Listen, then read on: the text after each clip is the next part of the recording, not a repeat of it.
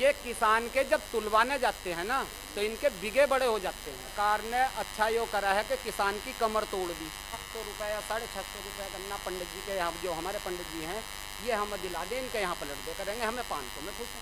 तो फसलें और भी हैं, सिर्फ गन्ने पर ही क्यों निर्भर है किसान? गन्ने पर ये सरकार जो बनती है वो किसान से बनती है, किसान से चलती है। यहाँ 2 नारे हैं, जय जवान और जय किसान। यदि इनमें एक भी कदम पीछे हटा लेगा सरकार तो अपने आप धरातल पे आ जाएगी। क्या किसान को वो मिल पा रही है? पंडित जी दिलवा देंगे, गेहूँ उगाना शुरू कर देंगे। हम तो अपने घर को नहीं चला पाते, उसे पूरे देश को देखना। यदि आज नगीने में कोई कांड हो जाए तो दिल्ली में प्रधानमंत्री बैठे हैं, कान उनके हिटेंगे कि जी ये कांड नगीने में क्यों हुआ। और ये मोदी जी की ही ताकत थी जो पाकिस्तान से 48 घंटे के अंदर विंग कमांडर अभिनंदन भारत आ गए। अब बात है जयंत चौधरी की, जो बात अजीत जी की थी वो जयंत चौधरी। आइए बात करते हैं, कुछ युवा भी यहाँ पर मौजूद हैं, इनकी इलेक्शन को लेकर के क्या राय है। सर आपका नाम? जी अमित चौधरी। आपसे सवाल ये है कि आप युवा हो और जो जयंत चौधरी हैं वो भी युवा हैं, तो आपको क्या लगता है कि कौन सी सरकार फिर से उत्तर प्रदेश में आनी चाहिए? देखो सरकार तो वो आएगी जिसे वोट मिलेंगे। अब हमारी राय कुछ है, तुम्हारी राय कुछ है, इनकी राय कुछ है, इनकी राय कुछ। अब ऐसा तो है नहीं कि सारे हम एक को ही वोट देंगे। किसी का मन किसी को करता है, वोट देने का अधिकार होता है, स्वतंत्र अधिकार बिल्कुल, कोई किसी को भी वोट दे सकता है। अब बात है जयंत चौधरी की, जो बात अजीत जी की थी वो जयंत चौधरी की नहीं है, जो बात इनकी है वो उनकी नहीं थी। तो ऐसा क्या अंतर है उसमें जयंत चौधरी और अजीत चौधरी जी में? कोई 5 उंगली तो किसी की भी बराबर नहीं होती। आपको क्या लगता है कि कौन सी सरकार बेहतर हो सकती है? सरकार कोई सी भी हो, सरकार वो बेहतर है जो बार बार नौकरी के अवसर दे। ये नहीं कि मैं 1 लाख नौकरियां दे रहा हूँ तो वही पूरी होनी चाहिए। वो 1 लाख नौकरियां अगर बार बार अवसर दिया जाएगा तो उसमें ये रहेगा कि बच्चे का मनोबल बढ़ता रहेगा। तो कहने का मतलब यही है, सरकार वो ठीक है जो बच्चों को प्रोत्साहन दे। जी आपका नाम? मेरा नाम अनुज कुमार शर्मा, ग्राम शेखपुरा तुर्का निवासी हूँ हम। जी बताइए। जी आपसे ये सवाल है कि आपको क्या लगता है कि कौन सी सरकार का आना उत्तर प्रदेश में ज़रूरी है? कौन सी किसान हित के लिए है, युवा हित के लिए है? कौन सी सरकार हो सकती है ऐसी? देखिए सरकार तो कोई सी भी आ जाए, जो विकास करे वो अच्छा है, लेकिन जो भाजपा सरकार ने जो विकास किया है वो आज तक किसी सरकार ने किया नहीं। 70 साल तक कांग्रेस ने राज किया, शुरू से आखिर तक, अब तक कांग्रेस ही रहे, लेकिन जो योगी जी का और मोदी जी ने जो विकास किया वो आज तक किसी सरकार के द्वारा नहीं किया गया। जैसे कि हमारे गांव को क्या, ऑल इंडिया लेवल में जितने भी गांव हैं 6,77,497, उनमें सब में शौचालय की व्यवस्था कराई गई। जितने जो बेघर थे उन्हें घर की व्यवस्था कराई गई। जब हम रोड पे चलते थे रात्रि में, यदि कोई आदमी आ जा रहा तो सड़कों में गड्ढे इस कदर थे कि यदि वाहन से बचाते तो गड्ढे में जा गिरते, गड्ढों से बचाते तो वाहन के नीचे जा बढ़ते। उन घटनाओं से बचने के लिए उत्तम सड़कों का निर्माण किया गया। जैसे कि ये 4 लाइन सड़क निकल रही है, देहरादून से लेकर लखनऊ के बलिया ज़िले तक 4 लाइन बनाई गई, जिसमें खरबों रुपए की लागत लगाई गई। जो हमारी माता बहनें घरों में चूल्हा झोंकती परेशान हो जाती थी, उनकी आंखें खराब हो जाती थी, बीमारी उनके शरीर में रम जाती थी, उस बीमारी को दूर करने के लिए सिलेंडर भी दिए गए, सिलेंडर की व्यवस्था कराई गई। जब लकड़ियाँ 20 रुपये धड़ी होती थी, जब एक दिन में 3 धड़ी लकड़ियों का खर्च आ जाता था, 60 रुपये रोज़ का खर्च, एक महीने में लगभग 600 या 1800 रुपये की लकड़ी एक महीने में लगती थी। आज हमें सरकार यदि 900 रुपये का सिलेंडर उपलब्ध करा रही है, जो एक महीना चलता कम से कम और ज़्यादा भी चल जाता, तो उससे हमें हमारी दवाइयों की बचत हो रही, हमें बीमारी से छुटकारा मिल रहा, हमारी आंखों की रोशनी ख़राब होने से बच रही, और दूसरी बात हमारे 900 रुपये भी बच रहे हैं। जो 1800 रुपये का खर्च था वो आधा हो गया, 900 रुपये में। तो आपके हिसाब से जो बीजेपी सरकार कर रही है वो बहुत अच्छा कार्य कर रही है? बहुत ही उत्तम कार्य कर रही है। किसी भी बिगड़े हुए कार्य को सुधारने के लिए संघर्ष करना पड़ता, वो संघर्ष सरकार कर रही है, जिससे परेशानियां तो उत्पन्न हुई हैं, लेकिन सरकार ये नहीं चाहती कि किसानों को नुकसान हो। यदि हमारे देश के किसानों को नुकसान होगा तो देश तरक्की नहीं कर सकता। निश्चित बात है, किसानों से ही सरकार चलती है। यदि किसान खाने के लिए अन्न नहीं पैदा करेगा, गन्ना नहीं उगाएगा, चीनी कहाँ से बनेगी। लेकिन हमारे देश का एक बजट होता कि 2 लाख टन चीनी भारत को तैयार करनी होती। भारत चीनी तैयार कर रहा है एक साल में 4 लाख टन, तो वो 2 लाख टन जो स्टॉक में रखी हुई उसका क्या होगा। वो तो अगले साल की जो रिकवरी करेगा, अगले साल का जो माल बनने वाला वो तो हमने 1 साल पहले बना लिया। तो जो दलहन होते हैं वो हमारे देश में ना होकर हमें विदेशों से मंगाने पड़ रहे हैं। दालें इसलिए महंगी हो रही, पेट्रोल डीजल हमारे देश में पैदा नहीं होता, वो हमें विदेशों से आयात करना पड़ता है, जिस पर जीएसटी लगती है। पहले कुल मिलाकर 41 टैक्स हमको देने पड़ते थे, जिसमें पता नहीं चलता था कौन सा टैक्स हमें देना पड़ रहा। आज एक जीएसटी लग रहा है। यदि किसी चीज़ पर 18% जीएसटी था तो आज हमें 12% देना पड़ रहा है, 6% का लाभ उसमें है। हमें तो आपके हिसाब से जो आप बता रहे हो कि लगभग 4 लाख टन चीनी होती है, तो आपके हिसाब से जो गन्ना होता है वो किसानों को थोड़ा कम करना चाहिए और जो दलहन की जो फसलें होती हैं उनको बढ़ाना चाहिए। सभी चीज़ों की खेती हमें करनी चाहिए। यदि हम एक ही चीज़ के पीछे रहेंगे, मान लिया किसी किसान के पास 100 बीघे ज़मीन है और वो 95 बीघे में गन्ना बो रिया, 5 बीघे अपने डंगरों के लिए बरसीन गौत वगैरह लगा रिया, तो जो 95 बीघे में वो गन्ना बोएगा, 5 बीघे में बरसीन बोएगा, तो ये दालें तो हमें विदेश से लानी पड़ेंगी। जब हम विदेशों से कोई चीज़ लाएंगे, किराया लगा कर लाएंगे, फ्लाइट से लाएंगे या पानी वाले जहाज़ों के द्वारा लाएंगे, तो उसमें किराया भी लगेगा, जीएसटी भी लगेगी, वहाँ की सरकार को टैक्स भी देना, वो सरकार भी कुछ कमाएगी, तो चीज़ें तो महंगी खुद ही होंगी। ये बात भी आपकी सही है, लेकिन यहाँ पर जो मौजूद है कुछ किसान कह रहे हैं कि गेहूँ सड़ रहे हैं, उस पर आप क्या कहोगे? देखो, ऐसी कोई बात नहीं, सरकार उचित मूल्य पे सारी चीज़ें ले रही है, ऐसा कुछ नहीं। सरकार अपने हिसाब से सरकार चलाएगी, ऐसा कुछ नहीं। वो सरकार पूरे देश को चला रही, अंतर्राष्ट्रीय स्तर पर कार्य कर रही है। हम तो अपने घर को नहीं चला पाते, उसे पूरे देश को देखना।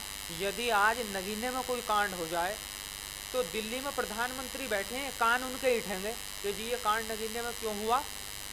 और यदि हमारे घर में कोई काम हो जाए और हम यदि नगीने में, तो हम आकर पूछें क्यों हो गया जी, ऐसा नहीं होना चाहिए था, इसका क्या मतलब है। उसे तो पूरे देश की जानकारी लेनी। विंग कमांडर अभिनंदन, ये एयर स्ट्राइक हुई थी हमारे यहाँ से भारत से, तो वो पाकिस्तान में जा कूदे थे। उन्होंने सोचा कि भारत की सीमा, भारत की बजाय वो पाकिस्तान में जा कूदे, जहाँ उनके पास कुछ गुप्त कागजात थे, भारत की खुफिया जानकारी थी, तो वो पानी में बढ़ के उन्होंने वो सारे गल के और मल दिए, जिससे कि सारे सबूत नष्ट हो गए। और ये मोदी जी की ही ताकत थी, जो पाकिस्तान से 48 घंटे के अंदर विंग कमांडर अभिनंदन भारत आ गए। क्या कुलभूषण जाधव हैं, वो आज भी वहीं पर हैं। किस कांग्रेस की देन थी?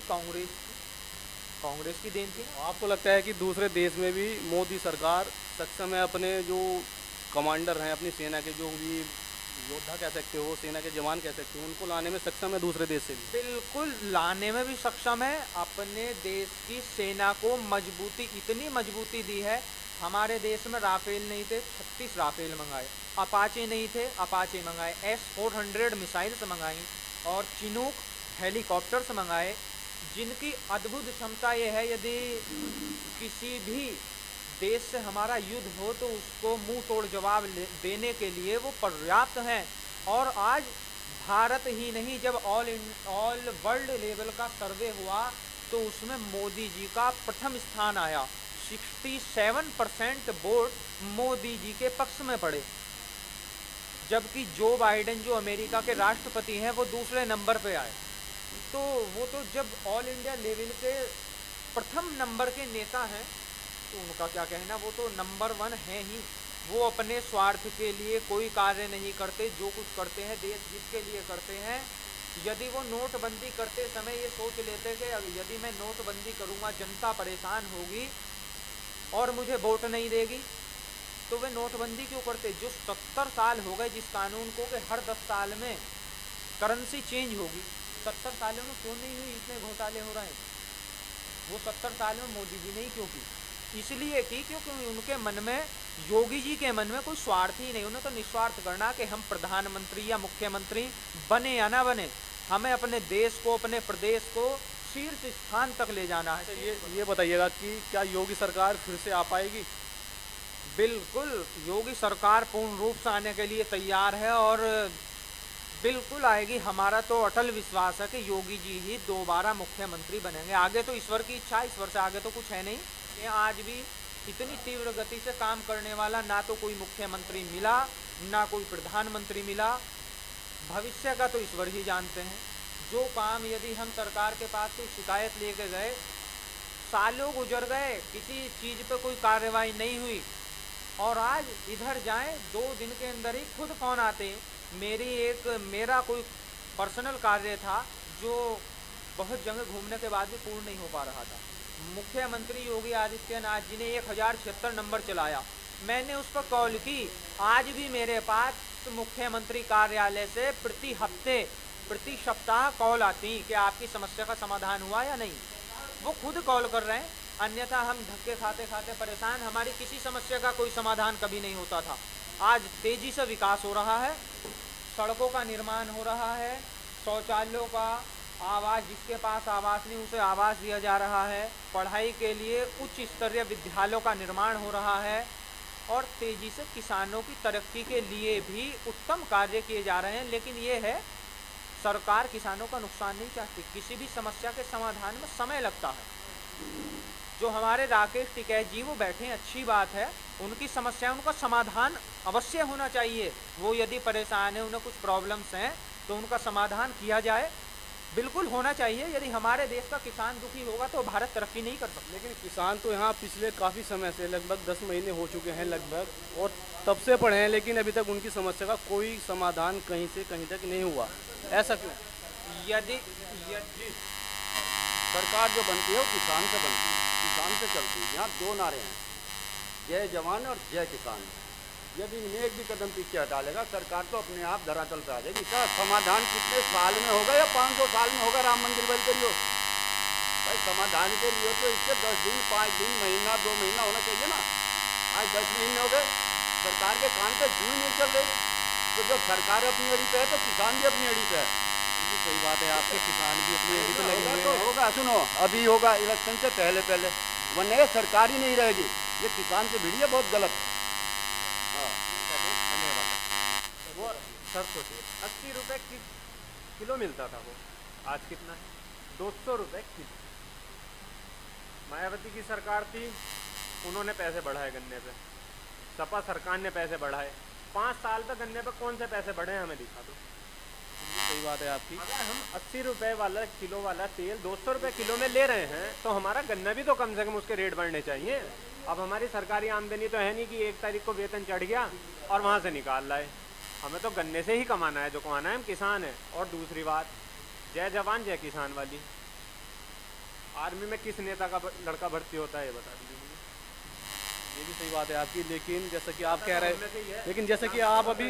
कह रहे हो कि जो किसान है वो सिर्फ गन्ने से ही कमाता है, लेकिन किसान के पास गन्ने के अलावा भी और भी फसल होती हैं, लेकिन वो उनको क्यों नहीं, उनमें इतनी पैदावार क्यों नहीं कर पाता? ऑल इंडिया लेवल पे मुजफ्फरनगर, मेरठ और बिजनौर, सिर्फ यही 3 गन्ना बेल्ट के नाम से जानी जाती है।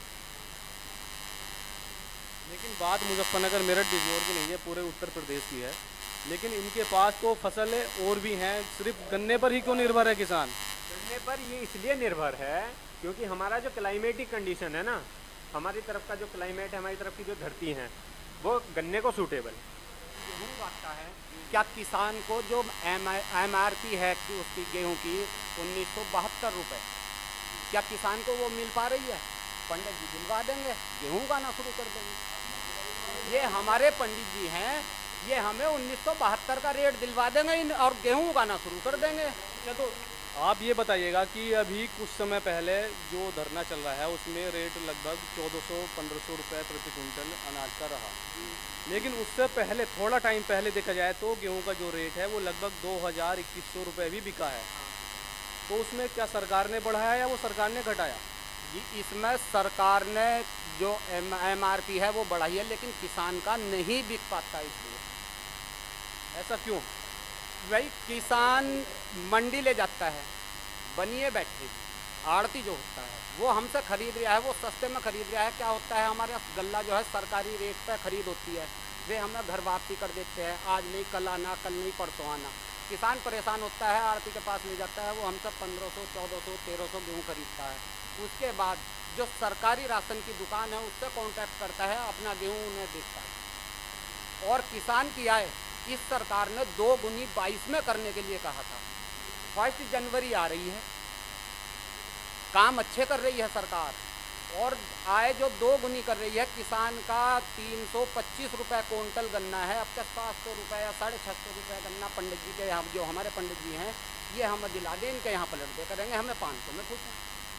लेकिन आप जो कह रहे हो कि सरकार अच्छे भी काम कर रही है, और आप जो कह रहे हो कि सरकार ने ये जो रेट टू रेट फसल है किसानों की वो नहीं मिल पा रही है, तो आप इसे फिर अच्छा कैसे कह सकते हो सरकार को? इस सरकार ने अच्छा यो करा है कि किसान की कमर तोड़ दी, ये अच्छी बात है। ये अच्छा करा है, और किसान को कहीं के लिए नहीं छोड़ा। किसान ये बताओ, अब इलेक्शन का टाइम है, क्या अब इनकी आँख खुल रही है ना? हाँ, कि कानून रद्द करेंगे, यो करेंगे, जहाँ तहाँ इन्होंने डंडे बजवा दिए। सर पहले आप एक बात ये बताइएगा कि जो गन्ना बोया जा रहा है वो अब किसानों की क्या होती है, जो पेपर में, न्यूज़पेपर में भी आती हैं खबरें, जहाँ तहाँ आती हैं कि मेरे 1 बीघे में 120 कुंटल गन्ना निकला, मेरा 100 निकला है, मेरा 80 निकला है, मेरा 90 निकला है। लेकिन अब से कुछ साल पहले देखा जाए, 5 साल 7 साल पहले, तो वो लगभग 50 कुंटल गन्ना 1 बीघे में बहुत कमी से निकलता था। तो क्या वो सरकार ने निकाला है या सरकार ने कम करा? नहीं, गन्ना आज भी इतना ही है। ये किसान के जब तुलवाने जाते हैं ना, तो इनके बीघे बड़े हो जाते हैं। किसी के खेत के पास 1 बीघा की जोड़ी आ रही है, जिसे तालाब बोलते हैं, उसमें उसने 1 गट्ठा ज़मीन आगे कर दी, वो नाम में तो उसकी 1 ही बीघा है। तो सरकार के मन में ये भी तो है कि किसान पहले जो 50 कुंटल प्रति बीघा लेता था, वो आज 125 कुंटल प्रति बीघा ले रहा है। नहीं ले पा तो उसमें किसकी गलती है, ये बताइएगा आप। नहीं ले पा रहा इतना भाई। लेकिन ये खबरें तो आए दिन आती रहती हैं कि जी जी जी आप बताइएगा।